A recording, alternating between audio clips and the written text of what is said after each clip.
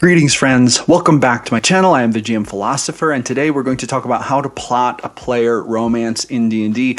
Now, the backstory for this is my characters in my game are level 4. They're getting ready to face sort of a plot arc conclusion. They're getting ready to go to this island council to see if they can get military help, and then they have this like Dragonborn emissary base where 2 of their NPCs were taken hostage and are being held there. They're going to extract them and possibly fight the Dragonborn who are there.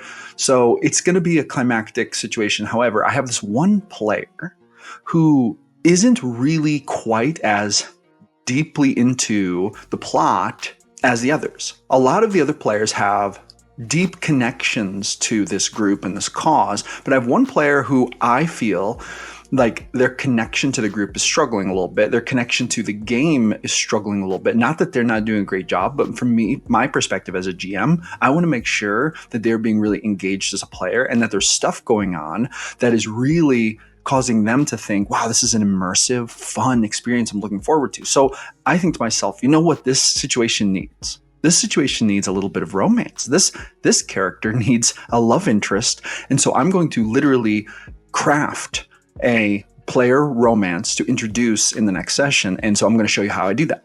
So the first thing I'm going to do is I'm going to go into MidJourney because I want to make an image of this person. Now, here's what I have in mind. I imagine sort of the character that I'm trying to plot a love interest for is a halfling wizard who's really into like astronomy and astrology, and they have in fact a bunch of celestial tattoos on them, like constellations and stuff. And they have this order, and their order has these sacred texts that basically try to use the stars and the heavens to predict the future. And so that's kind of like that character's backstory. So it's kind of a character who's really into astronomy, astrology, the stars, etc. So I want to create a bookwormish halfling wizard who is into something different, but who could really be interested in what this wizard is doing. Okay, so I picture this halfling wizard with like glasses, with her hair kind of in a ponytail, dipping her toes in the water, being kind of a nerdy but kind of carefree kind of wizard type girl. So I'm going to try to generate an image of this in MidJourney. So here are the first round of basically options I got, and this is really interesting. Numbers 1 and 3 are probably not going to be very good, but number 4 actually has a potential. So what I'm going to do is I'm going to upcycle 4 and we'll see what we get. All right, now what I've done is I upcycled 4 and I basically gave it strong variation to create 4 new versions. So let's kind of see what we've got going on here. All right, these are actually some really cool. So right away, I'm noticing that this is going in a slightly different direction than I pictured it going, but I'm not unhappy with it. But I'm not sure that any of these images are quite as good as what my original one was. So I'm going to go back to this. I still like this original one a lot, and in fact, this might be the one I go with. I did upcycle that here. Now, in looking at this image, this conjures up some new creative ideas. Okay, so first of all, this character to me is interesting because she also has some like tattoos on her, and she's got these big glasses, and she's got some interesting aesthetics going on. And I'm thinking to myself, this is a different type of vibe. This is almost like a hippie wizard halfling chick who maybe is carefree, happy. I'm digging these tattoos and I'm wondering what they're for. And I feel like I need a little bit of extra inspiration. So we're going to jump over to ChatGPT and get some inspiration here. All right, so I copied that picture from MidJourney and I literally put it in here into my ChatGPT window. And I say, I'm having a bit of trouble coming up with inspiration behind this backstory, motivations, and character traits of this halfling wizard. Will you help me to come up with some cool ideas? I do know that I want her to be fun-loving, a bit of a book nerd, and super kind and happy. What else can you tell me about her? Does she have any quirks or oddities about her? Let's see what ChatGPT tells me.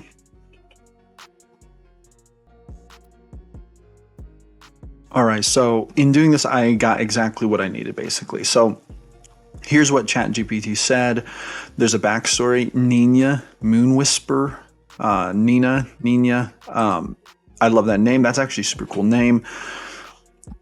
Motivations. She's a knowledge seeker, helper of friends, preserver of lore. So these first two things I kind of like already knew about her. However, preserver of lore. This is the special thing I was looking for. She is dedicated to preserving the magical lore and history of her world. She meticulously records her adventures and findings in her journal, hoping to one day compile a comprehensive compendium of magical knowledge. So this fits right in with the book nerd thing. She's going to have a journal. She's going to constantly be writing things down, almost to the point of it's like, Nina, will you stop for a minute? We're trying to do something. Character traits, fun-loving, book nerd, super kind and happy. Quirks and oddities, magical mishaps. Occasionally, Nina's spells don't go exactly as planned, leading to amusing and unexpected results. She takes these mishaps in stride, always finding a way to laugh them off. Her familiar, small sentient book named Blinky floats around her, flipping pages and offering advice. Blinky often acts as a second pair of eyes and ears and has a personality all its own. Interesting. Obsessed with tea. Stargazer. That actually fits really well. And tiny pranks. She enjoys harmless pranks and often uses minor illusions to play tricks on her friends. So see, I love all of this. This is all super awesome. Signature spell. Nina has developed a unique spell that conjures a flurry of shimmering, multicolored butterflies. These butterflies can distract foes, deliver messages, or simply brighten someone's day. What is her adventure goals? She aims to find her grandfather's long-lost spell book, rumored to contain powerful and forgotten spells. This quest often leads her to ancient ruins and magical libraries. So this fits in perfectly. So this gives me pretty much everything I need to know. Now I do need to flesh out the character, need to make like a stat block, need to do all those things. But here's the plan, and this is really my plan. Now I have created the perfect idea of a character to really grab this other halfling wizard's attention from my group. And she's going to be on this island. He's going to walk past her and, meet her for the first time. And I know they're going to hit it off because this is literally exactly the kind of character that he would hit it off with. And so I'm going to basically get her interested in his adventure, and she's going to try to follow him around, and they're going to get to know each other, and she's going to help them in their battle.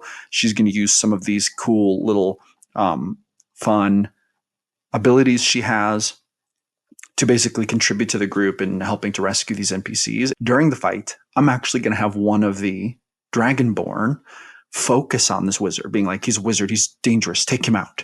And she's going to step in and help, like save him, help fight the Dragonborn with him, because these Dragonborn are actually much, much higher level than these party members are. So it's going to take two of them maybe to take out Dragonborn. So I'm going to have her help him, and she's going to kind of prove her worth. And there's going to be a little moment afterwards where she's like, I'm glad you're okay. And it's going to be very romantic. And so that's how I'm going to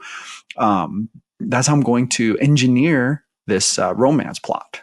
There you have it. That is how I'm going to plot a player romance in my next D&D session. And if you follow this technique, you can do the same as well. It's pretty simple. You have to come up with the perfect type of character, perfect type of situation, and basically how you're going to make them fit together. And then you can do it too. All right, that's going to be it for this one. Thank you so much for watching. Hit that like button, hit that subscribe button, and I'll see you tomorrow with another one. Have a great day.